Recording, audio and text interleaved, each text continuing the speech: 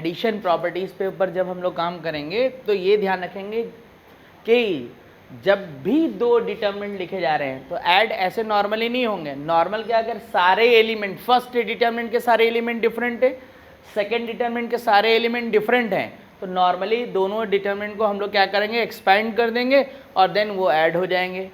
अब दूसरी बात ये हमने बात करी है कि अगर फर्स्ट डिटर्मिनेंट में देख रहे हैं कि फर्स्ट कॉलम, सेकेंड डिटर्मिनेंट में देख रहे हैं कि फर्स्ट कॉलम, ये दोनों डिफरेंट हैं, बाकी सेकेंड कॉलम थर्ड कॉलम के जो एलिमेंट हैं वो क्या है, आइडेंटिकल हैं, तो हम डिटर्मिनेंट को डायरेक्ट ऐड कर सकते हैं। बस पोजीशन सेम होनी चाहिए, क्या, सेकेंड कॉलम थर्ड कॉलम दोनों में क्या था, सेम, तो इसलिए सेम यहाँ पे वैसे लिख जाएगा और फर्स्ट कॉलम इधर का फर्स्ट कॉलम ऐड हो जाएगा।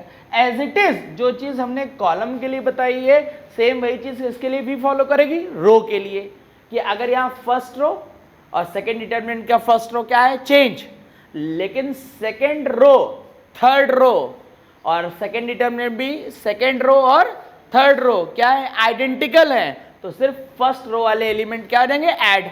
अब ये चीज सेकेंड रो के साथ भी हो सकती है और थर्ड रो के साथ भी हो सकती है। सिमिलरली ये सेकेंड कॉलम पे भी हो सकता है और थर्ड कॉलम। बस कहने का मतलब ये है कि जो डिफरेंट एलिमेंट हैं उनकी पोजीशन दोनों ही डिटर्मिनेंट में क्या होनी चाहिए, सेम पोजीशन होनी चाहिए, तो हम डिफरेंट एलिमेंट को ऐड कर देंगे और बाकी के एलिमेंट एज इट इज लिख जाएंगे। तो ये है एडिशन प्रॉपर्टीज। अब इसके क्वेश्चन हम लोग स्टार्ट करते हैं। तो देखते हैं ये फर्स्ट क्वेश्चन। अब जैसे ही हम लोग को ये क्वेश्चन मिला, सिग्मा की कैलकुलेशन यहाँ से शुरू हो रही। सिग्मा मतलब क्या, ऐड करना, तो तुरंत दिमाग में बात आनी चाहिए ये रिजल्ट कैसे चल रहा है। आर के प्लेस पे कहाँ से वैल्यू स्टार्ट हो रही है, जीरो से, कहाँ तक जा रही है, एम तक, तो आर एक बार जीरो, फिर 1, फिर 2 और 2 कहाँ तक जाएगा, एम। अब मैं देखता हूँ कि डिटर्मिनेंट में जो सिचुएशन हमने क्रिएट कराई थी वो वैसी है कि नहीं। तो मैं देख रहा हूँ कि जो आर का टर्म में रिप्रेजेंट हो रहा है, आर का टर्म, वो आर का टर्म सिर्फ और सिर्फ फर्स्ट रो में ही जा रहा है। देखो ध्यान से, सेकेंड रो और थर्ड रो में कहीं आर का टर्म नहीं है। तो इसका मतलब क्या हुआ, अगर मैं यहाँ पे आर की वैल्यू पुट करता हूँ तो ये कैसे हो रहा होगा, आर जीरो तो एक डिटर्मिनेंट, यहाँ फर्स्ट रो आर की वैल्यू वाली, बाकी सेकेंड और थर्ड सेम होगा, प्लस फिर ऐसा ही क्या, फर्स्ट रो चेंज होगी, बाकी second row third row as it is रहेगी, और ये काम अप टू कहाँ तक चलता चला जाएगा, एम तक। अब जैसे ये बात सोची तो अभी हमने प्रॉपर्टीज क्या बताई, तो उसके मीनिंग क्या हुआ कि जो फर्स्ट रो के एलिमेंट हैं वो सारे क्या हो जाएंगे, आपस में ऐड हो जाएंगे, और सेकेंड रो और थर्ड रो के एलिमेंट एज इट इज लिखे रहेंगे। तो इस वजह से जो sigma r equal to 0 to m delta r है, इसका मीनिंग ये हुआ कि जब फर्स्ट रो ऐड हो रही है, सिर्फ और सिर्फ कौन ऐड हो रहा है, फर्स्ट रो, तो जो सिग्मा हो गया वो डायरेक्ट फर्स्ट रो में क्या हो जाएगा, डिस्ट्रीब्यूट हो जाएगा। अब उतने सारे डिटरमिनेंट थोड़ी लिखेंगे यहां पे बैठ के, और इधर क्या हो गया, ये sigma r equal to 0 to m, ये 1 आ जाएगा, और m square minus 1 2 to the power m, m plus 1 sine square m square, sine square m, sine square m plus 1। ये इक्वेशन हमारे पास क्या बन गई, फर्स्ट। और अभी जितने भी सिग्मा वाले टर्म हैं इनकी वैल्यू को हम लोग क्या कर लेते हैं, कैलकुलेट, और कैलकुलेट करने के बाद इक्वेशन फर्स्ट में पुट कर देंगे, जिससे हमारा रिक्वायर्ड आंसर आ जाएगा। अब sigma r equal to 0 to m 2r minus 1, sigma हम डिस्ट्रीब्यूट कर रहे हैं, 2 कांस्टेंट नंबर है, सिग्मा से बाहर आ जाएगा, then sigma r equal to 0 to m, ये 1 आ जाएगा। और अब मैं जब यहाँ पे वैल्यू पुट करता हूँ तो ये क्या बन जाएगा, ये 0 प्लस 1 प्लस 2 और अप टू कहाँ तक चला जाएगा, m, और ये 1 है, तो r का वैल्यू कहाँ से स्टार्ट हो रहा है, 0 से m, और 1 को अगर मैं n टाइम ऐड करता हूँ तो क्या आता है, n आता है, लेकिन स्टार्टिंग कहाँ से हो रही है, 0 से, तो इसलिए 0 1 2 3 कहाँ तक जा रहा है, m तक, तो टोटल जो टर्म हुए वो कितने हुए, m प्लस 1, तो इसलिए यहाँ से जो रिजल्ट आ गए m प्लस 1, और ये क्या है, ये अर्थमेटिक प्रोग्रेशन है जिसका फर्स्ट टर्म पता है और लास्ट टर्म, और नंबर ऑफ टर्म्स कितने हैं, m प्लस 1, तो यहाँ से जो रिजल्ट आ गया 2, और फिर क्या होता था m प्लस 1 यानी कि n अपॉन 2 और ब्रैकेट के अंदर a प्लस l। ये 2 से 2 कैंसिल हो जाएगा, m प्लस 1 कॉमन हो जाएगा तो ब्रैकेट में m माइनस 1, और अब यहाँ से देख रहे हैं तो ये m स्क्वायर माइनस 1 बन जाएगा। और अब सिमिलरली फिर सेकेंड डिटर्मिनेंट, ये सेकेंड वैल्यू को हम लोग सिंप्लीफाई करते हैं। ये r equal to 0 to m C r, तो ये वैल्यू mc0 mc1 mc2 और करते करते कहाँ तक आ जाएगी mcr, सॉरी mcm तक। और ये mc0 mc1 mc2 up to mcm, ये क्या था, सम ऑफ बाइनोमियल कोफिशिएंट। और जब सम ऑफ बाइनोमियल कोफिशिएंट की बात होती है nc0 nc1 nc2 up to ncn, तो इसका वैल्यू होता है 2 टू द पावर n। तो यहाँ से जो रिजल्ट आ गया ये कितना आ जाएगा 2 टू द पावर m, क्योंकि n नहीं, यहाँ पे क्या लिखा हुआ है m। और लास्ट जो आर्टिकल है वो क्या है सिग्मा 1, तो सिग्मा 1 की वैल्यू निकालने की बात हो रही है 0 टू m 1, इसका वैल्यू भी अभी हमने लिखा था यहाँ पे, तो ये same as it is value आ जाएगी। और अब हम डिटर्मिनेंट फर्स्ट में मूव कर जाएंगे, और जैसे ही डिटर्मिनेंट फर्स्ट में जाएंगे तो जब मैं वैल्यू सब्स्टिट्यूट करूँगा तो फर्स्ट रो का जो वैल्यू है इसका वैल्यू क्या है m square minus 1, m square minus 1। Second इसका जो वैल्यू है क्या, sum of binomial coefficient 2 to the power m। Sigma 1 इसका वैल्यू m प्लस 1, और ये m square minus 1 2 to the power m plus 1, sine square m square, sine square m, sine square m plus 1। और determinant में दो रो अगर same है तो determinant की वैल्यू क्या होती है 0। तो इस तरीके से सिग्मा का ये एप्लीकेशन स्टार्ट हुआ है, इसको नोट करेंगे, फिर नेक्स्ट और क्वेश्चन करते हैं। नेक्स्ट, अब इस डिटर्मिनेंट में हमको ये वैल्यू कैलकुलेट करनी है, तो यहाँ पे देख रहे हैं कि r का वैल्यू इस बार कहाँ से स्टार्ट हो रहा है 1 टू m, तो r का वैल्यू 1 फिर 2 फिर 3 अप टू कहाँ तक m। और हम देख रहे हैं कि जो डिटर्मिनेंट हमें गिवन है उस गिवन डिटर्मिनेंट में r सिर्फ और सिर्फ सेकेंड रो में रिप्रेजेंट हो रहा है, यानी सिंगल एक रो ही चेंज हो रही है, बाकी रिमेनिंग 2 रोज क्या है सेम है। तो इसका मतलब कि जो हमने एडिशन के लिए प्रॉपर्टीज पे काम किया है वो यहाँ फिर अप्लाई हो जाएगी। तो यानी कि sigma r equal to 1 to m delta r, तो इसमें सिग्मा जो होगा वो सिर्फ सेकेंड रो में ट्रांसफर हो जाएगा।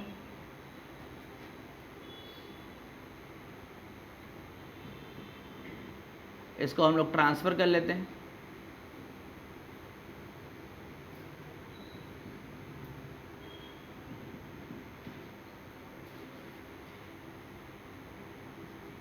और देन फिर हम लोगों ने क्या किया, हर एक सिग्मा की वैल्यू को सेपरेट सॉल्व किया है, तो यहाँ से भी सेपरेट हम लोग सॉल्व कर लेंगे, ये इक्वेशन फर्स्ट बन जाएगी। तो sigma r equal to 1 to m 2 to the power r। अब यहाँ अप्लाई कर देते हैं, जैसे अप्लाई किया तो r1 फिर 2 फिर 3 और अप टू जब मैं m तक जा रहा हूँ तो मैं ये देख रहा हूँ एक ज्योमेट्रिक प्रोग्रेशन बन गई, और ज्योमेट्रिक प्रोग्रेशन के n टर्म्स का सम हमें पता है, लेकिन यहाँ कितने टर्म है m, तो ये कितना हो गया 2, r भी 2 है और अपॉन 2 माइनस 1, तो ये आ गया 2 to the power m minus 1। क्या फार्मूला था, a r to the power n minus 1 upon r minus 1। Similarly अब जब मैं sigma r equal to 1 to m 2 into 3 to the power r solve करता हूँ तो 2 बाहर आ जाएगा, r equal to 1 to m 3 to the power r। और अब इसको एक्सपेंड कर लेते हैं, तो ये 3 plus 3 square plus 3 cube up to 3 to the power m, तो ये 2, तो ये तो 2 तो ऐसे ही लिखा रहेगा, और a के प्लेस पे कितना है 3, common ratio 3 power m minus 1 upon 3 minus 1, 3 minus 1 मतलब क्या हो गया 2, तो फाइनल जो यहाँ रिजल्ट मिल रहा है वो 3 टू द पावर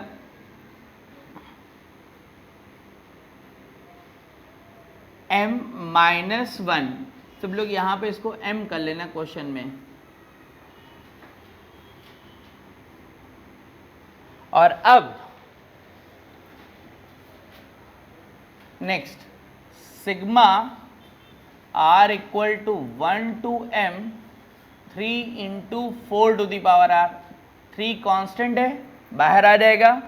और sigma r equal to 1 to m 4 to the power r, तो ये 3 4 plus 4 square 4 cube up to 4 to the power m।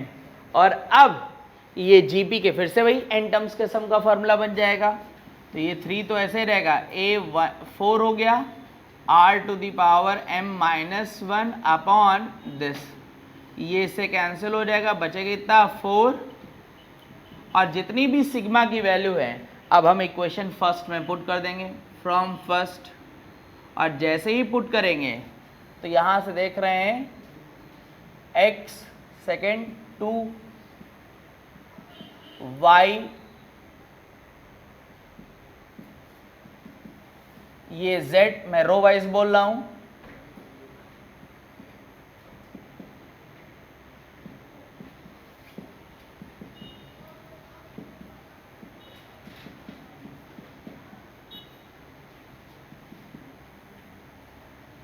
और देख रहे हैं डिटरमिनेंट में 2 रो सेम हो गई तो इसकी वैल्यू क्या हो गई 0। अब हुआ क्या कि जब ये क्वेश्चन आते थे तो उस समय सबके दिमाग में ये बात सेट हो गई कि अब जब भी सिग्मा वाला कोई क्वेश्चन हम लोग को मिलता है तो उसका आंसर हमेशा होता है 0। तो 1-2 साल ये सब चलता रहा कि कोई भी सिग्मा वाला क्वेश्चन देखता था उसमें दिमाग ही नहीं लगाता था, सीधे आंसर क्या 0 टिक किया, काम खत्म। लेकिन फिर उसके बाद से ऐसे भी क्वेश्चन फ्रेम किया गया जिसमें आंसर 0 नहीं है, और उनको रिजल्ट्स को क्या किया गया, चेंज किया गया। तो कैसे चेंज किया गया, इसमें क्वेश्चन दूसरे कैसे फ्रेम हुए, इसके लिए फिर आगे और क्वेश्चन करते हैं, पहले इसको नोट कर लो। तो नेक्स्ट क्वेश्चन,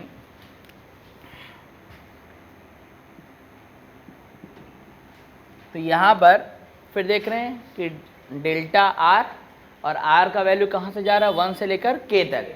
लेकिन आर वाला टर्म इस बार कहाँ दिया गया है, फर्स्ट कॉलम में। तो सबसे पहले हम लोग इसको सिंप्लीफाई करते हैं। और दूसरी बात, इस बार इस पूरे डेल्टा यानी कि सिग्मा के साथ इसकी वैल्यू भी दे दी गई है। तो हम डिटरमिनेंट का वैल्यू जो हम लोग निकालेंगे वो वैल्यू, और जो क्वेश्चन ने दिया वो वैल्यू, इसको हमें क्या करना पड़ेगा, इक्वेट। और जैसे इक्वेट कर देंगे तो हमारे पास k की वैल्यू कैलकुलेट हो जाएगी। तो r equal to 1 to k, और sigma r equal to 1 to k, ये 1 आ जाएगा।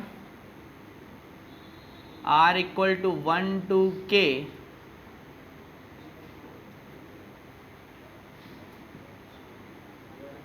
और r equal to 1 to k 2r minus 1, k square plus k plus 1, k square plus k square plus k plus 1। और अब सारी values को calculate कर लेते हैं। तो सबसे पहले sigma r equal to 1 to k 1, तो ये सम ऑफ फर्स्ट क्या 1 से लेके k तक 1, यानी 1 ऐड होगा कितने टाइम, k टाइम्स, तो ये आ जाएगा। और अब r equal to 1 to k 2r, 2 constant है, बाहर आ जाएगा, 1 से k ये r, और सिग्मा r, ये जो वैल्यू बन रही है क्या बन रही है, sum of first n natural number, क्योंकि 1 + 2 + 3 कहाँ तक जा रहा है k, और यहाँ पे n की जगह क्या लिखा जा रहा है k। तो इसका जो रिजल्ट आ जाएगा वो k इंटू k + 1/2 कैंसिल हो जाएगा, तो ये k स्क्वायर प्लस k आ जाएगा। और जो last sigma r equal to 1 to k 2r minus 1, sigma distribute कर लेते हैं, r equal to 1 to k 2r minus sigma r equal to 1 to k 1, और sigma r equal to 1 to k 2r, इसका value हम लोग निकाल चुके हैं। सिग्मा 1 का भी वैल्यू ऑलरेडी क्या कर चुके हैं, निकाल चुके हैं। तो ये कितना आ गया, k square plus k minus के कट जाएगा, तो यहाँ से क्या बच जाएगा के स्क्वायर। और अब ये डाटा हम इसमें पुट कर देते हैं।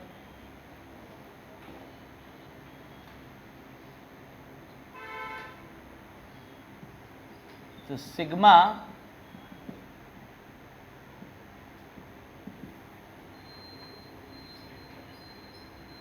ये के स्क्वायर प्लस के स्क्वायर,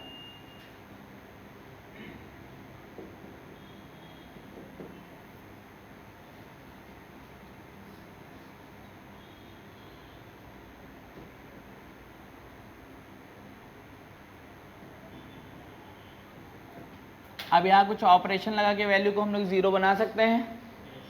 तो यहाँ पे C2 कॉलम में C2 माइनस C1 और C3 कॉलम में C3 माइनस C1 हमने अप्लाई कर दिया। तो ये के स्क्वायर प्लस के स्क्वायर, ये 0, ये 1, ये 0 और फाइनल के प्लस 1। और अब डिटर्मिनेंट को हम लोग यहाँ पे क्या कर देंगे, एक्सपैंड कर देंगे, क्योंकि हमने बताया कि एक रो में अगर 2 0 बन गए तो उसके बाद उसको क्या करना है, एक्सपैंड। तो यहाँ से जैसे मैं एक्सपैंड करूँगा तो ये के और फाइनली इनटू में कितना रहेगा के प्लस 1, ये आ जाएगा।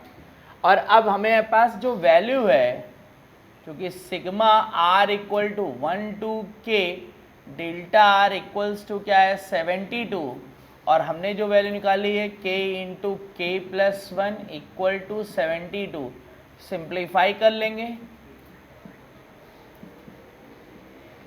तो ये फैक्टर हो जाएगा नॉर्मल।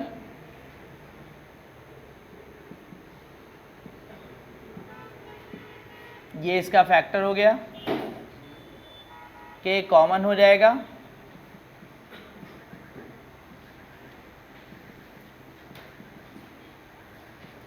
तो ये k प्लस 9। तो यहाँ से k के जो आंसर आ रहा है, एक -9 आ रहा है, एक k का वैल्यू 8 आ रहा है। तो हमको ये बात सब लोग थोड़ा सा डिस्कस करेंगे कि ये k के आंसर दोनों ही वैल्यू ली जाएंगी कि कोई सिंगल वैल्यू ली जाएगी, ये बात हमको ध्यान रखनी है।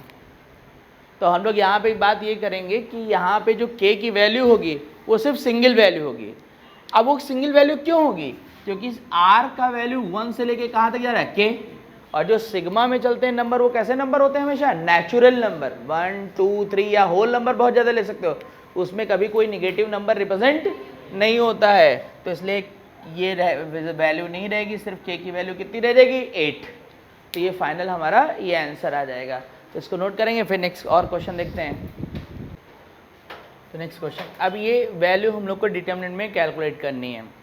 तो एक तो तरीका कि हमको दिमाग ही नहीं लगाए, इसको बस एक्सपैंड कर दें, सॉल्व कर दें, लेकिन जैसे तुम्हें काम करना शुरू करोगे तो इरेशनल एक्सप्रेशन होने की वजह से ये कैलकुलेशन मुश्किल हो जाएगी। अब भाई हमको 2 + 3 लिखा हो तो सीधे 5 लिख दोगे, अब कोई √7 + √11 लिख दे तो क्या लिखे रहोगे, यही लिखे बैठे रहोगे, बहुत ज़्यादा तो रूट की वैल्यू निकालना शुरू कर दोगे, लेकिन तो और क्वेश्चन कॉम्प्लिकेटेड हो जाएगा। तो हमको ऐसे क्वेश्चन सॉल्व करते समय एडिशन में अगर हैं तो एडिशन प्रॉपर्टीज़ की तरफ ध्यान देना है। ज़रा ध्यान से देखो, ये 13 है, ये 26 है और ये 65 है। अगर इसको सब लोग ध्यान देते तो ये एक दूसरे के मल्टीपल चल रहे हैं कि नहीं चल रहे हैं। भाई ये जो डिटर्मिनेंट है इसको मैं लिखना चाहता तो ऐसा लिख सकता था,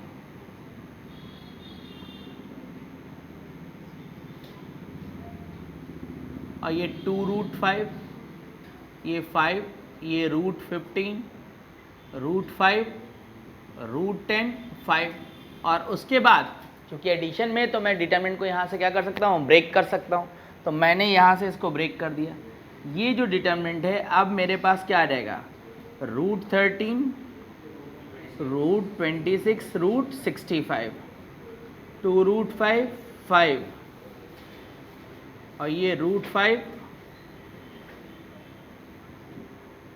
प्लस √3, √15, 3, 2√5, 5,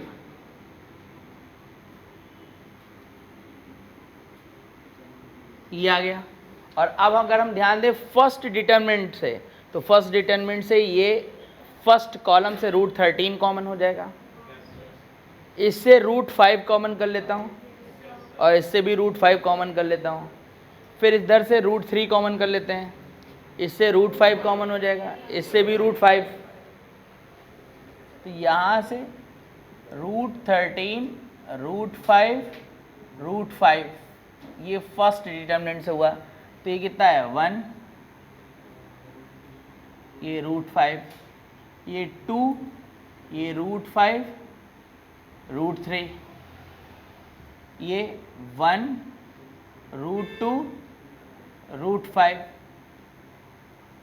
प्लस यहाँ से फर्स्ट कॉलम से फिर से √3 कॉमन किया, सेकंड कॉलम से √5 और थर्ड कॉलम से भी क्या √5, तो ये 1 √5 √3, ये 2, ये √5 √3, ये 1 √2 √5, ये वैल्यू आ जाएगी।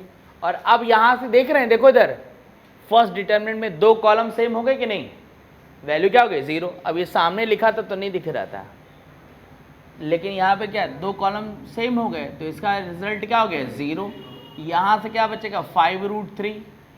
और अब इसमें और ध्यान से देखो, ये जो दिखा रहा है इसमें अगर मैं C2 में C2 - C1 कर दूं तो 2 0 और आ जाएंगे कि नहीं आ जाएंगे, तो यहाँ से जो रिजल्ट आएगा ये 1 √5 √3 1 0 0 1 √2 √5। और अब इसको मैं एक्सपेंड कर देता हूँ, तो जैसे यहाँ एक्सपेंड करोगे तो ये 5 √3 फर्स्ट रो 0, ये कितना आ जाएगा 5 - √6 आ जाएगा और प्लस ये सब फिर 0 बन जाएगा, तो फाइनली 5 √3 और यहाँ से माइनस साइन अंदर ट्रांसफ़र कर लेंगे तो √6 - 5, तो ये फाइनल इसका आंसर आ गया। तो ये था एडिशन पे एक और क्वेश्चन। एक और क्वेश्चन देखते हैं, इसको नोट करते हैं। तो देखते हैं नेक्स्ट क्वेश्चन। अब ये जो फॉर्मेट अभी हम लोग कर रहे हैं ये अभी आजकल बहुत ट्रेंड में है, ये मतलब जो है बहुत इंपॉर्टेंट फॉर्मेट, ये डिटर्मिनेंट में तो है ही है, ये मैट्रिक्स में भी ऐसे सेट होते हैं क्वेश्चन। तो यहाँ पे हमसे बोला जा रहा है कि the value of positive integral solution of the equation. तो सबसे पहले मुझे इस डिटर्मिनेंट से क्या निकालनी पड़ेगी इक्वेशन, और ये जो डिटर्मिनेंट हमने लिखा है इसको कैसे सॉल्व कर सकते हैं। तो यहाँ पे ध्यान करें, ये x³ + 1, ये तो ऑप्शन वगैरह सब लिख चुके हैं, दोबारा नहीं लिख रहा हूँ मैं। तो हम लोगों ने पिछले क्लास में जब देखा था क्या कि ऐसे क्वेश्चन को सॉल्व करने के लिए क्या हमने सीखी थी बात कि रो में मल्टीप्लाई होगा तो कॉलम से क्या कर लेंगे कॉमन। तो फर्स्ट रो में मैं x से मल्टीप्लाई करूँगा, सेकेंड रो में y से, थर्ड रो में क्या z, और फिर कॉमन करते चले जाएंगे। तो यहाँ से अगर फर्स्ट रो में x से मल्टीप्लाई किया तो ये कैसा दिखेगा x⁴ + 1 x³ y x³ z। Second row में अब y से मल्टीप्लाई कर देते हैं तो ये x y³ y⁴ + y y³ z। अब थर्ड रो में z से मल्टीप्लाई करेंगे तो उसको बैलेंस करने के लिए क्या 1/z, तो x दिस हो जाएगा और इक्वल टू 30। अब फर्स्ट कॉलम से x कॉमन होगा, सेकंड कॉलम से y और थर्ड कॉलम से क्या z, तो कॉमन कर लेते हैं। फर्स्ट कॉलम से x, सेकंड से y, थर्ड से z, तो ये क्या आ जाएगा x³ + 1 y³ z³, ये x³ y³ + 1 z³, x³ y³ z³ + 1 और इक्वल टू ये क्या 0, ये इससे कैंसिल हो जाएगा। और इसके बाद अब इसमें देख लेते हैं मैक्सिमम क्या 0 बन सकते हैं। तो यहाँ पर अगर हम लोग ध्यान दें तो C2 कॉलम में C2 - C1 कर दें और C3 में C3 - C1 कर दें तो 2 0 तो बन ही जाएंगे एटलीस्ट। तो ये क्या हो जाएगा एक्स क्यूब प्लस 1, या ऐसा भी कर सकते हैं कि पहले ऐड कर लेते हैं, R1 रो में R1 plus R2 plus R3 कर देंगे। तो जैसे करेंगे तो फर्स्ट रो सब में सेम हो जाएगी कि नहीं हो जाएगी। तो यहाँ से क्या रहेगा 1 प्लस, एक बार विजुलाइज कर लो, फर्स्ट रो सब में सेम हो जाएगी कि नहीं, और फर्स्ट रो जब सब में सेम हो जाएगी तो उसको मैं क्या कर लेता हूँ कॉमन। तो जब कॉमन कर लेंगे तो यहाँ पे हमारे पास बचेगा क्या 1 plus x cube plus y cube plus z cube, और ब्रैकेट में 1 ये वाई क्यूब ये z cube 1 y cube plus 1 z cube 1 y cube और जेड क्यूब प्लस 1, और डिटर्मिनेंट में अब ये तो 1 1 मिल गए, तो अब यहाँ से 2 0 हम लोग बना लेते हैं। तो C2 में C2 माइनस C1 और C3 में C3 माइनस C1, ये अप्लाई कर देते हैं। तो यहाँ से जो रिजल्ट बनेगा वो 1 plus x cube plus y cube plus z cube, ये 1 ये वाई क्यूब ये जेड क्यूब 0 1 0, ये 0 0 1 और इक्वल टू ये क्या है 30। अब इसको एक्सपेंड कर देंगे तो फाइनली जब इसको एक्सपेंशन होगा तो यही रिजल्ट आ जाएगा इक्वल टू 30, और 1 को अब दूसरी साइड ट्रांसफ़र कर लेते हैं। तो जैसे ही 1 को दूसरी साइड ट्रांसफ़र करेंगे तो ये इक्वल टू कितना आ गया 29। और हमारे क्वेश्चन ने हमसे क्या बोला है, तो हमारे क्वेश्चन ने बोला है कि हमें क्या चाहिए, value of positive integral solution of the equation, यानी इस इक्वेशन में हम एक्स वाई जेड की वो वैल्यू पुट करें जिसको पुट करने पे क्या है 29। तो बता सकते हैं यहाँ पे क्या क्या वैल्यू होनी चाहिए, एक्स वाई जेड की वैल्यू, ऐसी वैल्यू रखनी है एक्स वाई जेड की, रखने पर 29 आए 1 1 और 3। अच्छा अब ये वैल्यू तो पुट होंगी लेकिन इनके प्लेस भी तो इंटरचेंज हो सकते हैं कि नहीं, तो ये 3 थिंग्स को 3 प्लेस पे अरेंज करना हुआ कि नहीं, और 3 थिंग्स को 3 प्लेस पे अरेंज करना यानी क्या फैक्टोरियल 3, और जिसमें से 2 आइडेंटिकल थिंग है, तो ये कितना आ गया 3 1। अब इसमें ये सोचो कहीं और तो रिजल्ट पॉसिबल नहीं है,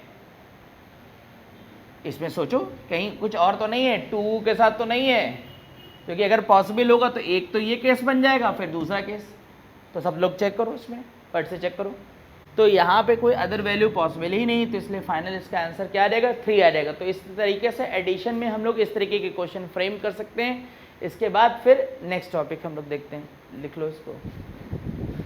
तो ये डिटरमिनेंट के एडिशन के ये लास्ट क्वेश्चन, ये क्वेश्चन इसलिए है क्योंकि अभी तक हम लोग देख रहे थे कि जितने भी क्वेश्चन हम लोगों ने किए थे उसमें एक सिंगल रो या सिंगल कॉलम में ही आर चेंज हो रहा था, बाकी सब क्या हो रहे थे कांस्टेंट। अभी यहाँ पे क्या हो रहा है कि हर एक टर्म में यहाँ पे आर रिप्रेजेंट हो रहा है। तो ऐसी जब सिचुएशन आएगी तो हमारा काम क्या होगा कि इस नॉर्मल इस डिटरमिनेंट को सिंप्लीफाई करना। तो पहले डिटरमिनेंट को हम लोग क्या कर देंगे सिंप्लीफाई कर देंगे। तो यहाँ पर कुछ ऑपरेशन वगैरह देख लो कुछ अप्लाई हो रहे हैं, तो हम लोग एक काम कर लेते हैं, इस डिटरमिनेंट में C3 में C3 माइनस C2 पहले अप्लाई कर देते हैं। तो C3 माइनस C2 अप्लाई कर देते हैं, और एक काम और भी कर लेते हैं, C1 में C1 माइनस C2 भी कर दे रहे हैं, C1 माइनस C2। और जैसे ही काम हम लोग करेंगे तो यहाँ पे क्या आ जाएगा आर स्क्वायर। अब C1 माइनस C2, तो ये रिजल्ट कितना आ जाएगा -1। ये क्या आ जाएगा 2r स्क्वायर, ये इससे माइनस हुआ तो ये -1, और यहाँ से जब कैलकुलेशन आएगी तो ये आर स्क्वायर प्लस 4, देन उसके बाद r plus 1 3r 2r minus 1 और C3 माइनस C2, तो C3 माइनस C2, तो ये रिजल्ट जो आएगा माइनस, ये भी -3, और ये रिजल्ट क्या आ जाएगा 0। अब हम लोग एक काम कर लेते हैं, जो ये थर्ड कॉलम है इससे -3 क्या कर लेते हैं कॉमन, और जब -3 यहाँ से कॉमन हो जाएगा तो हमारे पास जो रिजल्ट बचेगा वो r square -1 2r square minus 1 r square plus 4 r plus 1 3r 2r minus 1 1 1 0। और अब इस एक्सप्रेशन को हम लोग कैसे सॉल्व कर सकते हैं, एक काम और भी कर सकते हैं इसमें। एक तो 0 ये दिख ही रहा है, तो हम लोग यहां से कर लेते हैं r1 में r1 माइनस r2, r1 में r1 माइनस r2, तो डेल्टा r इक्वल टू -3। और यहां से जो रिजल्ट आ जाएगा ये क्या आ जाएगा हमारे पास, minus r square minus 2r plus 1, ये 0 हो जाएगा, 2r square minus 1 3r plus 1 और then r square plus 4 2r minus 1 0।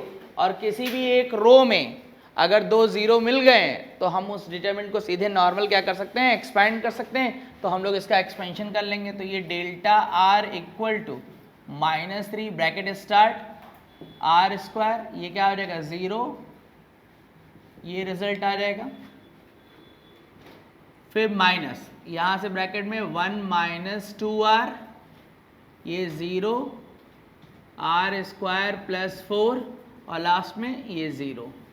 तो डेल्टा r इक्वल टू -3, ये r स्क्वायर 2r माइनस 1, ये माइनस और ये माइनस मिलकर उसको प्लस कर देगा, 1 minus 2r into r square plus 4। अब एक काम कर ले रहे हैं, यहाँ से माइनस साइन में कॉमन कर लेता हूँ और 2r माइनस 1 टोटल से ये क्या हो जाएगा, कॉमन हो जाएगा। तो delta r equal to -3 2r minus 1 r square minus r square plus 4। अब ब्रैकेट ओपन हो जाएगा, ये कैंसिल हो जाएगा, तो delta r equal to -3 2r minus 1 और ब्रैकेट में क्या बचेगा -4।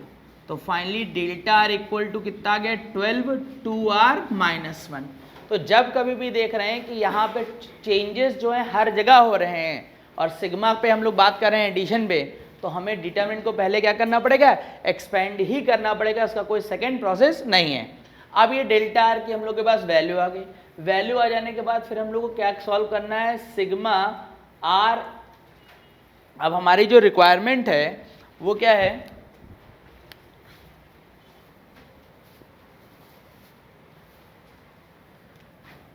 Sigma r equal to 1 to n delta r equal to an square plus bn plus c।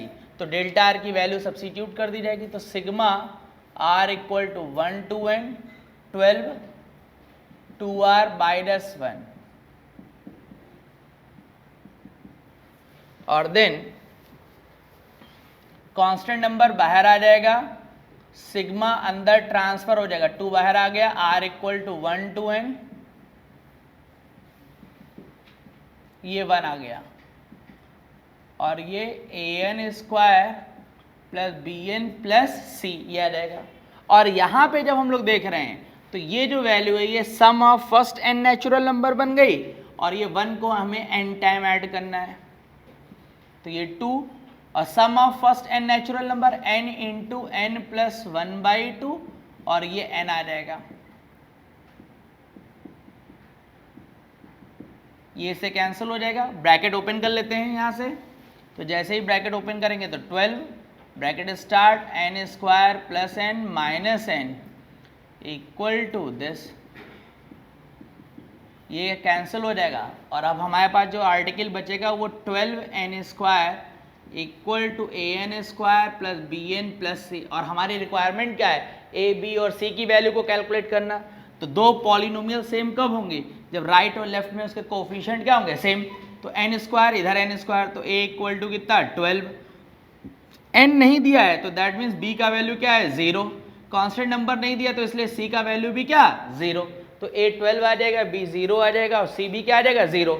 तो अब जाके डिटरमिनेंट के एडिशन का काम पूरा हम लोग का कंप्लीट हो गया है। इसको नोट करते हैं, फिर हम लोग मल्टीप्लिकेशन स्टार्ट करते हैं। तो मल्टीप्लिकेशन ऑफ द डिटरमिनेंट, सबसे पहली बात तो ये ध्यान रखना है कि दो डिटरमिनेंट का मल्टीप्लिकेशन तभी पॉसिबल है जब उनका ऑर्डर सेम होगा। ऑर्डर सेम होने का मतलब 3/3 पहला है तो सेकंड भी क्या होना चाहिए 3/3, एक 3/3 एक 2/2 तो पॉसिबल नहीं है। अब इसमें मल्टीप्लिकेशन होगा कैसे वो ध्यान करते हैं। तो सबसे पहले जो मल्टीप्लिकेशन है रो से रो का, जैसे ये फर्स्ट रो है तो हमने क्या किया, इस फर्स्ट रो के एलिमेंट की मल्टीप्लाई इससे करी, बोर्ड पे देखेंगे x1 का मल्टीप्लाई a1,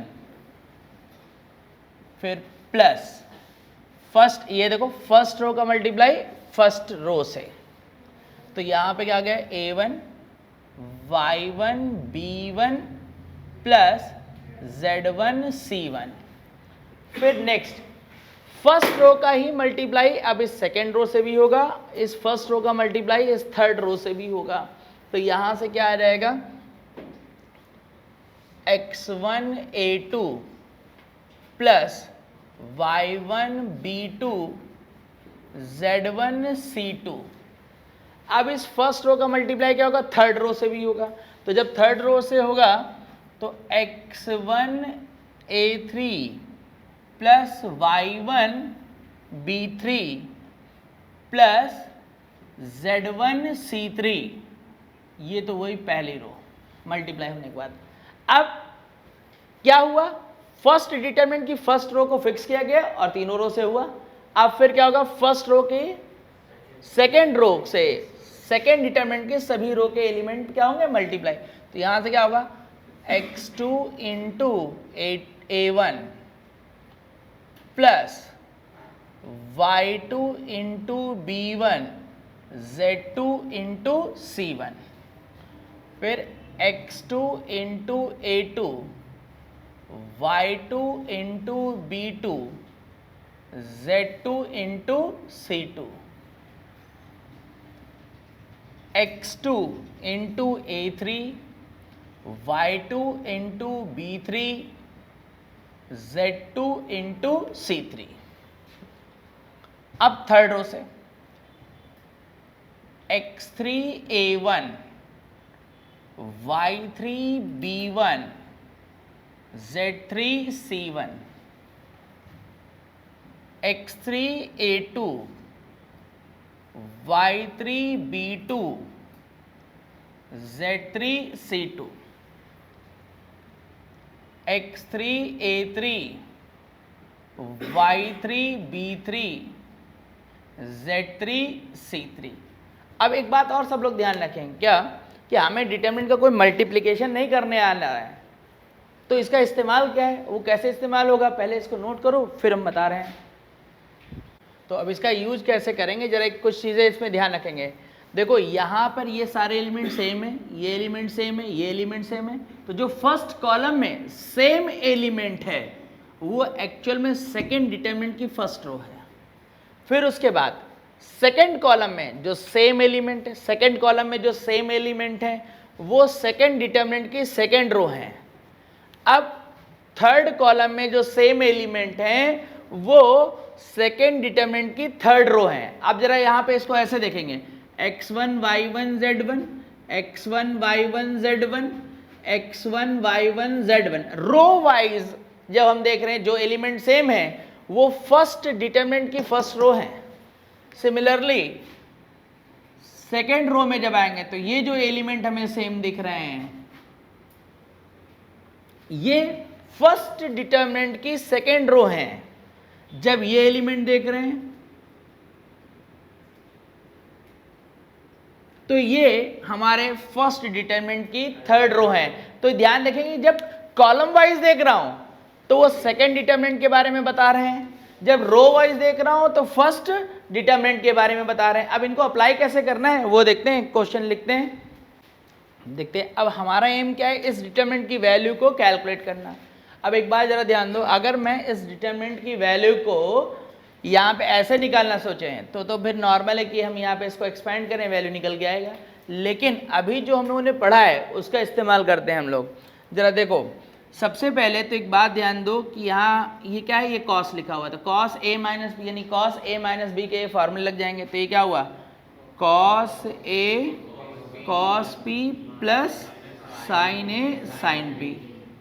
एक बात फिर similarly cos B cos P plus sine B sine P,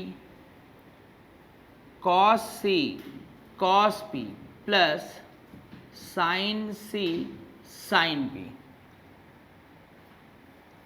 फिर next cos A cos Q plus sine A sine Q, cos B cos Q sine B sign Q,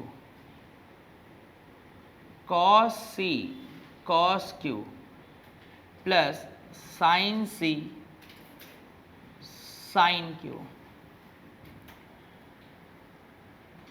cos A cos r plus sine A sine r, cos B cos r sine B sine r, cos C cos r sine C sine r. अब अगर हम लोगों ने जो यहाँ बात देखी है, एक बार मुझे क्या देखना, रो वाइज देखना, एक बार क्या कॉलम वाइज। एक एलिमेंट जो होता है एक डिटरमिनेंट को बताता है, एक रो अगर मान लो कॉलम को बता रहा है तो कॉलम वाला किसको बताएगा, रो को। इसमें आगे पीछे ये दोनों मैट्रिक्स डिटरमिनेंट जो है आगे पीछे भी लिख दिया तो कोई फर्क थोड़ी पड़ेगा। तो बस एक बार देखते हैं कौन सेम हो रहा है। तो यहाँ पे हमने देखा ये कॉस पी साइन पी, ये दिखा। यहाँ पे क्या दिख रहा है, cos Q sine Q cos r sine r. अब एक बात सबके दिमाग में तुरंत आने लगी कि जो वर्टिकली हम लोग सेम एलिमेंट सब में देख रहे हैं वो क्या होता है, कॉलम वाइज जो देखा है तो हमने बताया क्या सेकंड डिटरमिनेंट को बताता है, लेकिन दो एलिमेंट सेम हैं और ये जो डिटरमिनेंट दिया गया इसका ऑर्डर क्या है 3। अभी अगर मैं लिखूंगा तो सिर्फ 2/2 ऑर्डर का ही तो लिखेगा। तो हमने कहा मल्टीप्लिकेशन तभी पॉसिबल है जब उसका ऑर्डर क्या हो, सेम हो।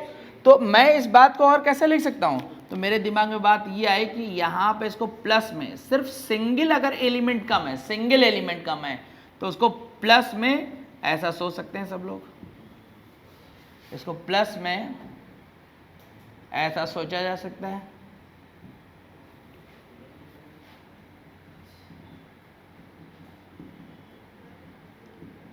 और अब जैसे मैंने ये बात सोची तो यहां पे क्या दिखने लगा, ये भी एलिमेंट, ये एलिमेंट और ये एलिमेंट।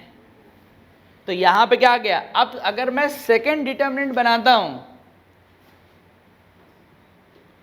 दो डिटरमिनेंट बनेंगे।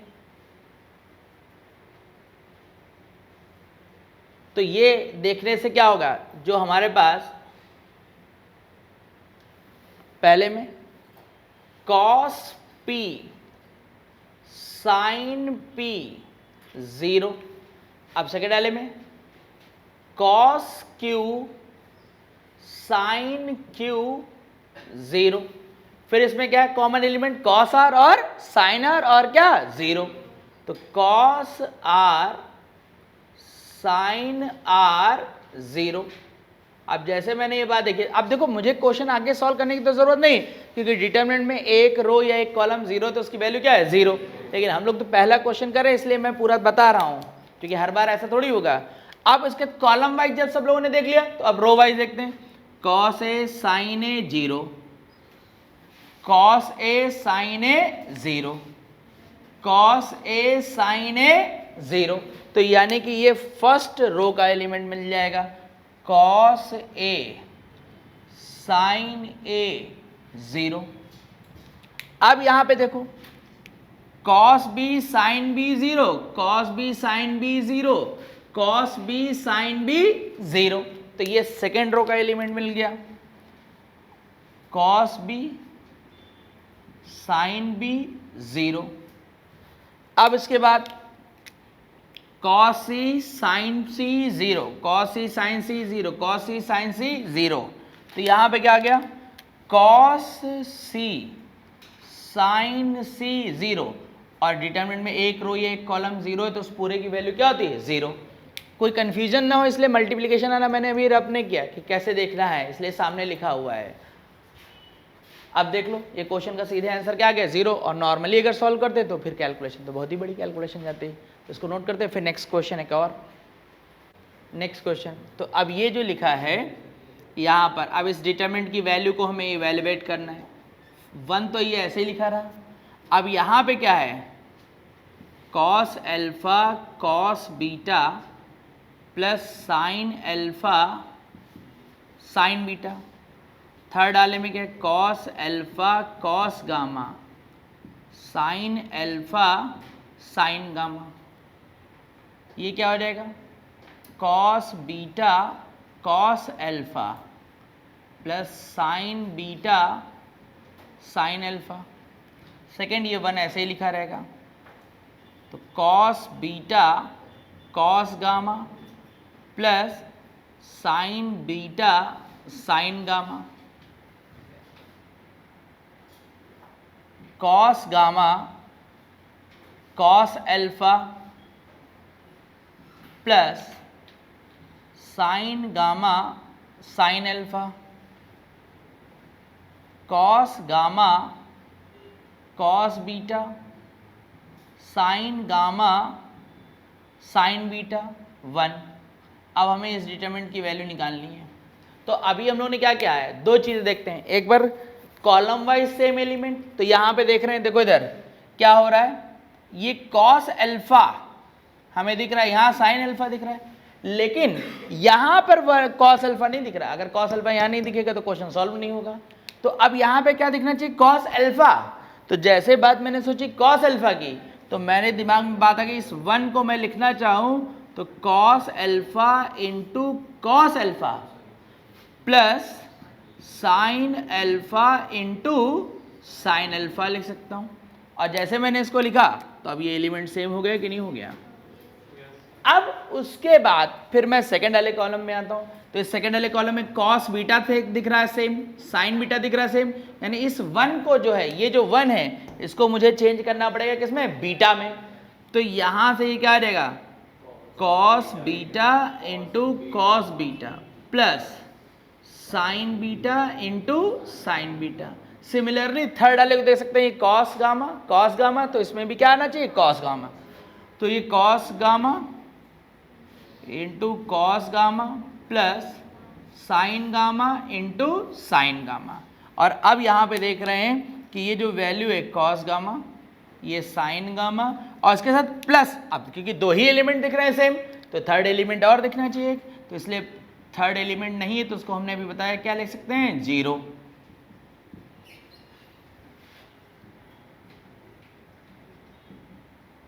अब अगर इस डिटरमिनेंट को नॉर्मली सॉल्व करना शुरू करें तो इसकी कैलकुलेशन ही बहुत बड़ी हो जाएगी। लेकिन जैसे मल्टीप्लिकेशन का अप्रोच लाया है तो हम लोग का काम बहुत आसानी से हो गया। ये 0 0 कॉमन हो गया, ये भी 0 सब में कॉमन हो गया, इसमें भी कॉमन हो गया। और जब सेम एलिमेंट मिल गया फर्स्ट कॉलम में तो वो क्या बना रहा था, सेकेंड डिटरमिनेंट का फर्स्ट रो। तो इक्वल टू ये पहला डिटरमिनेंट और इसके बाजू में दूसरा डिटरमिनेंट। तो ये क्या गया, cos alpha sine alpha 0। Second column में जो सेम एलिमेंट दिख रहा है ये सेकेंड डिटरमिनेंट की सेकेंड रो है, कॉस बीटा साइन बीटा 0। फिर सिमिलरली थर्ड में कॉस गामा साइन गामा 0। और अब फिर रो वाइज जब देखते हैं, रो वाइज, तो यहां पर ये एलिमेंट, अब रो वाइज देख रहे हैं जो सेम एलिमेंट है, तो जो रो वाइज सेम एलिमेंट होगा वो सेकेंड डिटरमिनेंट का फर्स्ट रो बन जाएगा। तो सेकेंड डिटरमिनेंट का फर्स्ट रो क्या हो गया, cos alpha sine alpha 0। Similarly दूसरा भी ये कॉस बीटा साइन बीटा 0। हालांकि आंसर तो समझ चुके हैं कि इसका 0 है, लेकिन फिर भी मैं लिख दे रहा हूं अभी। और सिमिलरली जो है थर्ड रो में कॉस गामा साइन गामा 0 आ जाएगा, और फाइनल इस डिटरमिनेंट की जो वैल्यू आ जाएगी वो क्या आ जाएगी, 0। तो ये था हम लोग का सेकेंड क्वेश्चन। एक और क्वेश्चन देखते हैं, इसको पहले नोट कर लेंगे। तो नेक्स्ट क्वेश्चन, इस तरीके का जो एप्लीकेशन होगा, ये क्वेश्चन होगा, वही एक्चुअल में हम लोग के लिए बहुत इंपॉर्टेंट रहेगा। सबसे पहले तो जो क्वेश्चन ने कहा एफ एन का value alpha to the power n plus beta to the power n है, तो मुझे यहाँ पे क्या करना पड़ेगा, ये 3 लिखा है, तो 3 को मैं 1 + 1 + 1 सोच सकता हूँ। अच्छा, ये क्वेश्चन मेरे दिमाग में मल्टीप्लिकेशन क्यों आ रहा है? इस क्वेश्चन को देख के मेरे दिमाग में मल्टीप्लिकेशन इस वजह से आ रहा है क्योंकि 3 टर्म्स प्लस में जाएंगे। 3 टर्म्स किस में जाएंगे? प्लस। और 3 टर्म्स अगर प्लस में है तो हो सकता है वो 2 डिटरमिनेंट में क्या हो रहा हो, स्प्लिट हो रहा हो। अब इसको तो मैंने 1 + 1 + 1 में कंसिडर कर लिया। अब यहाँ पे वैल्यू जो चल रही है f1 का मतलब क्या हुआ, अल्फा प्लस बीटा, और यहाँ पे जो वैल्यू चल रही है 1 + alpha plus beta square. Similarly f1 1 + alpha plus beta, यहाँ पर 1 + अल्फा² प्लस बीटा², 1 + अल्फा³ बीटा³, यहाँ पर 1 + अल्फा² प्लस बीटा²। ये वैल्यू कहाँ से? एफ एन का वैल्यू अल्फा पे पावर एन प्लस बीटा पे पावर एन दिया है, तो एन के प्लेस पे मैं वैल्यू पुट करते जा रहा हूँ, plus alpha plus beta plus 1 + alpha to the power 4 plus beta to the power 4। अब हम लोग देखते कैसे, एक कॉलम वाइज देखते हैं सब में सेम, और एक क्या, रो वाइज। अच्छा, अगर इसमें कॉलम वाइज सब लोग सेम देखो तो ये 1 1 1 सब में जा रहा है, लेकिन 2 टर्म का मल्टीप्लिकेशन होना चाहिए ना, तो इसलिए मैं इसमें 1 × 1 1 × 1 1 × 1 ले सकता हूँ कि नहीं ले सकता हूँ? अच्छा, अब जब मैंने ये ले लिया तो यहाँ पे जो रिजल्ट आ रहा है, क्या आ रहा है, ये 1 1 1 मेरे को सेम मिल गया। अब उसके बाद मैं सेकंड इसमें आता हूँ, और जैसे सेकंड कॉलम में मैं देखना शुरू करूँगा यहाँ पर, तो सब में सेम एलिमेंट, तो ये 1, तो इसमें भी मुझे क्या लेना पड़ेगा, अल्फा को क्या ले सकते हैं, अल्फा × 1 सोच सकते हैं कि नहीं, तो ये हो गया।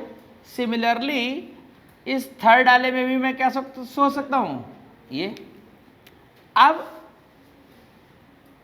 यहाँ पे ये बात है, अब इसमें भी क्या सोचा जा सकता है, 1 × 1 भाई सोच सकते हैं कि नहीं, 1 × 1, और ये जो बीटा² लिखा है वंस अगेन दिस लिखा जा सकता है, और जैसे ये वैल्यू लिखी तो ये 1 1 1 1 सब में मिल गया कि नहीं, तो फर्स्ट कॉलम में हमें मिल गया। तो इसका मतलब जो फर्स्ट कॉलम में सेम एलिमेंट होगा वो क्या होगा, सेकंड डिटरमिनेंट का फर्स्ट रो बन जाएगा कि नहीं बन जाएगा, ये आ गया। अब यहां से देखो और क्या दिखेगा हम लोग को, अब इसमें आते हैं तो इसमें फिर सब में सेम एलिमेंट, तो सब में सेम एलिमेंट, इसमें क्या फिर से भाई 1 1 1, तो यानी 1 1 1 तो हमें मिल जाएगा। अच्छा, अब दूसरा एलिमेंट क्या सेम मिलेगा, जरा ध्यान देंगे, इसमें अल्फा है, इसमें क्या है, तो इसका मतलब सब में अल्फा ही दिखना चाहिए, तो इसलिए ये जो अल्फा² है इसको अल्फा × अल्फा समझ सकते हैं। अच्छा, एक रीजन और भी ध्यान दो, क्या, यहाँ पर देखो, फिर हम लोग रो वाइज भी तो देखते हैं, तो जरा ध्यान दो ये कैसे चल रहा है, 1 अल्फा बीटा चल रहा है कि नहीं, तो यहाँ भी कैसे दिख रहा है, 1 अल्फा और बीटा, तो इसलिए मैं इसको बीटा × बीटा कंसिडर करूंगा। और फिर इसको क्या समझेंगे, फिर से वही बात कि 1 × 1 तो रहेगा रहेगा, तो 1 और ये क्या है 1 के बाद अल्फा, अल्फा यहाँ बीटा, ऐसे चल रहा है कि नहीं चल रहा है, तो इसलिए यहाँ भी हमको जब देखना होगा तो क्या देखना पड़ेगा, क्या देगा, अल्फा² × अल्फा, और ये जो बीटा³ लिखा है इसको बीटा² × बीटा, तो यहाँ से ये जो सेकेंड वाला टर्म है वो भी सेम बन जाएगा कि नहीं बन जाएगा। अच्छा, अब इसमें फर्स्ट वाले पे देख लो, अब इसमें क्या चल रहा है, फर्स्ट वाले में 1 1 1 चल रहा है, तो इसका मतलब इसमें हमें यहाँ पे क्या कंसीडर करना पड़ेगा, 1 ही कंसीडर करना पड़ेगा, तो अल्फा के इंटू में क्या आ जाएगा 1, बीटा के इंटू में भी क्या आ जाएगा 1, तो यहाँ से 1 1 1, और इस थर्ड वाले में भी क्या देखेंगे हम लोग 1, इसमें भी क्या देखेंगे 1, इसमें भी क्या देखेंगे 1, तो यानी कि जब रो वाइज देखा तो फर्स्ट डिटरमिनेंट क्या बनेगा रो, तो 1 1 1।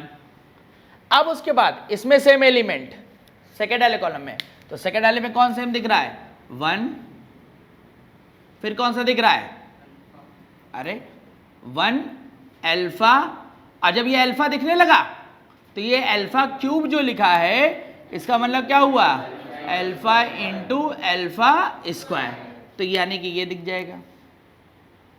और सिमिलरली इसमें बीटा चल रहा है तो जो ये बीटा क्यूब है बीटा इंटू बीटा स्क्वायर, तो इसका मतलब अब मुझे सेकेंड रो का जो है एलिमेंट मिल गया है, सेकेंड डिटरमिनेंट का एलिमेंट मिल गया है। सिमिलरली अब जो सेकेंड कॉलम में देखोगे, फर्स्ट कॉलम में तो 1 1 मिल गया, तो इसमें सेम एलिमेंट हम लोग को क्या दिख रहा है, रो वाइज देखोगे तो 1 अल्फा बीटा 1 अल्फा बीटा और 1 अल्फा बीटा इसमें भी दिख रहा है कि नहीं दिख रहा है, तो यहाँ भी एलिमेंट क्या हुआ 1 अल्फा और बीटा। अब बचा क्या थर्ड, तो थर्ड वाले में देखो क्या सेम चलेगा, बोलो भाई अल्फा स्क्वायर ऊपर चल रहा है कि नहीं चल रहा है, तो जब इसमें अल्फा स्क्वायर चल रहा है तो ये जो अल्फा पे पावर 4 है इसका मतलब ये क्या हो गया यहाँ पर alpha square into alpha square, और ये जो सिमिलरली बीटा स्क्वायर में लेके जाएगा इसको, तो ये जो वैल्यू आ गई ये अल्फा स्क्वायर और ये क्या चल जाएगा बीटा स्क्वायर, और यहाँ से फिर क्या लेके चले जाएंगे हम लोग 1, क्योंकि इंटू में 1 समझ सकते हैं कि नहीं। तो अब कॉलम वाइज चल गए, तो यानी कि यहाँ पे क्या आ जाएगा 1 अल्फा स्क्वायर और बीटा स्क्वायर। अब रो वाइज ऐसे देख लोगे ये, तो यहाँ पे क्या आ जाएगा 1 अल्फा स्क्वायर बीटा स्क्वायर। तो अब देख रहे हैं कि दोनों ही डिटरमिनेंट एक्चुअल में क्या दिए गए थे, सेम, ये है कि नहीं, और जैसे ये देखा कि सेम, तो ये डिटरमिनेंट की वैल्यू जो बन गई वो क्या गई 1 1 1 1 alpha beta 1 alpha square beta square whole of square. और अब इस डिटरमिनेंट को हम लोग इजीली सॉल्व कर सकते हैं, कैसे याद करेंगे तो तुरंत दिमाग में आता है कि 1 1 1, फिर क्या आता है A B C, A square B square C square, तो ये साइक्लिक डिटरमिनेंट था कि नहीं था, और जब ये साइक्लिक डिटरमिनेंट था तो इसकी वैल्यू हम लोगों ने कैसे निकाली थी ए बी सी, तो इसका रिजल्ट क्या आता है ए माइनस बी माइनस सी, और तो यानी कि इस डिटरमिनेंट की वैल्यू इसमें साइक्लिक में क्या चल रहा है,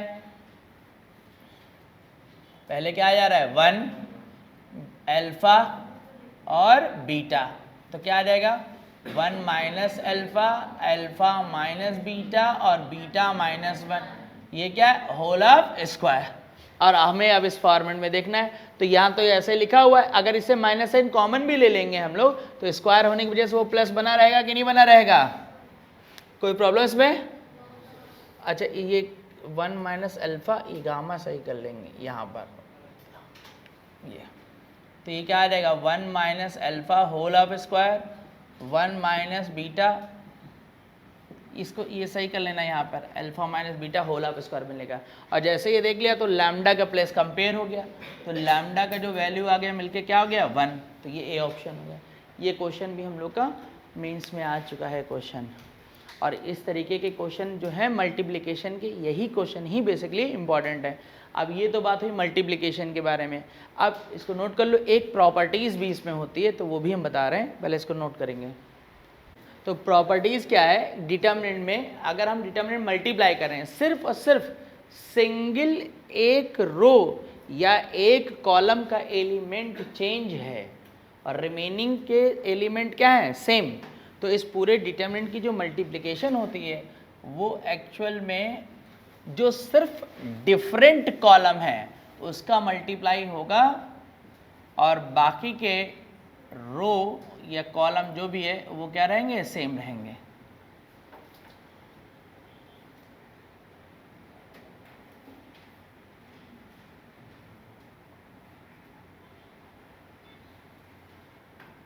ये होता है सेकेंड, इसको नोट कर लेंगे। तो नेक्स्ट अब ये क्वेश्चन जो है ये देखो प्रॉपर्टीज बेस्ड है। अब ये कैपिटल पाई, कैपिटल जैसे सिग्मा का मतलब ऐड करना होता है, कैपिटल पाई का मतलब प्रोडक्ट करना होता है। अब यहाँ पे देखें तो आर का वैल्यू, ये जो स्टेटमेंट लिखा है ये एक्चुअल में लिखा है क्या है डेल्टा 2 डेल्टा 3 डेल्टा 4 और अप टू डेल्टा n+1, यानी कि जितने भी डिटर्मिनेंट हैं इन सब का क्या है, प्रोडक्ट। और अब अगर हम लोग ध्यान दें तो ये सिर्फ और सिर्फ r, जो चेंज किस में हो रहा है, r में, ये सिर्फ फर्स्ट कॉलम में ही तो हो रहा है, कहीं और चेंज नहीं हो रहा है। तो इसका मतलब ये जो डिटर्मिनेंट बनने होंगे, पहला डिटर्मिनेंट, दूसरा, तीसरा, ऐसे सारे डिटर्मिनेंट, उसमें सिर्फ फर्स्ट अलग कॉलम ही तो चेंज हो रहा है, बाकी के सब कुछ क्या है, सेम। तो इसका मतलब कि हमने अभी बात करी क्या, अगर एक ही चेंज हो और बाकी सब क्या है, सेम है, तो जो चेंज एलिमेंट है उन्हीं का क्या होता है, मल्टीप्लाई। तो इस वजह से यहाँ से मैं लिखना चाहूँ तो capital pi r equal to 2 to n+1 delta r, इसका मतलब क्या हुआ, सिर्फ और सिर्फ फर्स्ट रो में ही क्या हो रहा है, फर्स्ट कॉलम में ही मल्टीप्लाई हो रहा है। तो इस वजह से मैं इस पूरे डिटरमिनेंट को लिखना चाहूँ तो ऐसा लिख सकता हूँ, r-1 capital pi r equal to 2 to n+1 capital pi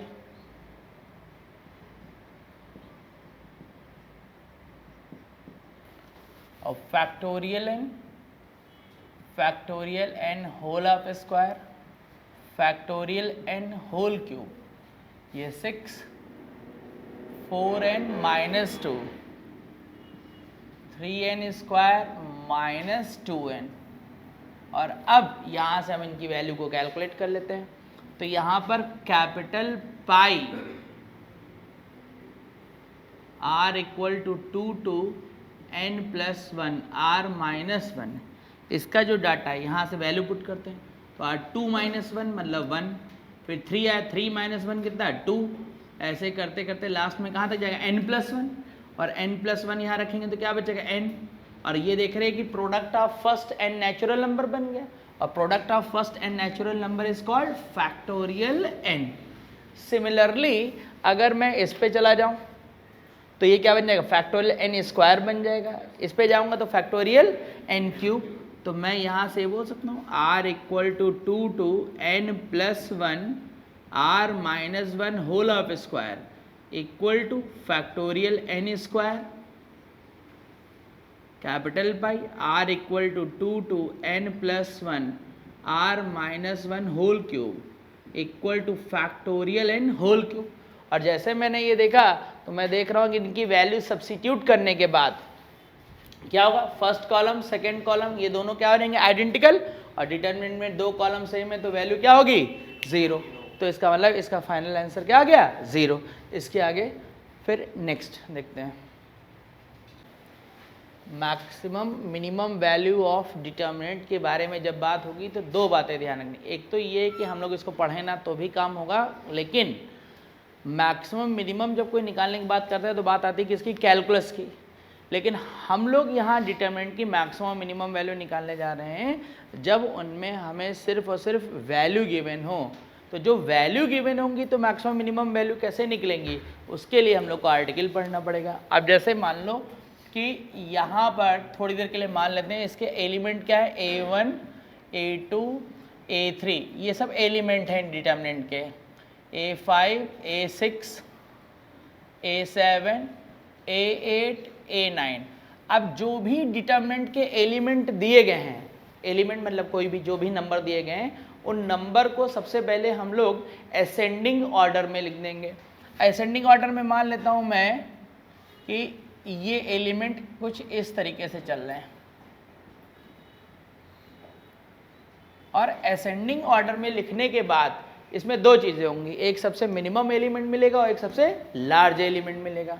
और इसको लिखने के बाद फिर डिटरमिनेंट में जो सबसे मिनिमम एलिमेंट यानी जो सबसे मिनिमम वैल्यू हो उसको डायगोनल में लिख दोगे, और रिमेनिंग एलिमेंट को अदर प्लेस पे पुट कर दिया जाएगा। और जैसे पुट कर देंगे तो हम लोग को जो मिलेगा वो डिटरमिनेंट का मैक्सिमम वैल्यू मिल जाएगा। मतलब यहाँ से a9 सबसे लार्जर एलिमेंट अदर प्लेस पे पुट कर देंगे, तो ये जो मिला ये डिटरमिनेंट का मैक्सिमम वैल्यू है। अब अगर हमसे कोई मिनिमम वैल्यू निकालने को कहता है तो हम सीधी सी बात ये याद रखेंगे, determinant maximum plus determinant minimum equal to 0। सबसे पहले नंबर को असेंडिंग ऑर्डर में लिखा जाएगा। असेंडिंग ऑर्डर में लिख देने के बाद फिर सबसे स्मॉलेस्ट एलिमेंट को डायगोनल में, लार्जर एलिमेंट को अदर प्लेस पे, और इस डिटर्मिनेंट को नॉर्मल सॉल्व कर देंगे तो डिटर्मिनेंट की मैक्सिमम वैल्यू आ जाएगी। मिनिमम कोई कहता है तो ये रिजल्ट है। इसको नोट करते हैं फिर क्वेश्चन। तो अब जैसे ही क्वेश्चन लिखा है कि हमें डिटर्मिनेंट का मैक्सिमम वैल्यू कैलकुलेट करना है थर्ड ऑर्डर डिटर्मिनेंट का, जिसके एलिमेंट ये दिए गए। तो सबसे पहले क्या बात हुई कि एलिमेंट को असेंडिंग ऑर्डर में अरेंज कर लो, और असेंडिंग ऑर्डर में अरेंज करने के बाद सबसे स्मॉलेस्ट और सबसे लार्जेस्ट एलिमेंट मिल जाएगा। ये मिनिमम एलिमेंट है और ये क्या मैक्सिमम।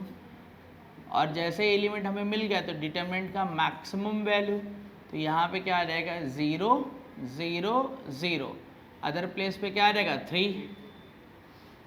और अब इस डिटर्मिनेंट को हम लोग क्या कर देंगे, एक्सपैंड कर देंगे, जिससे हमारे पास फाइनल रिजल्ट आ जाएगा। तो यहाँ पे कितना आ गया,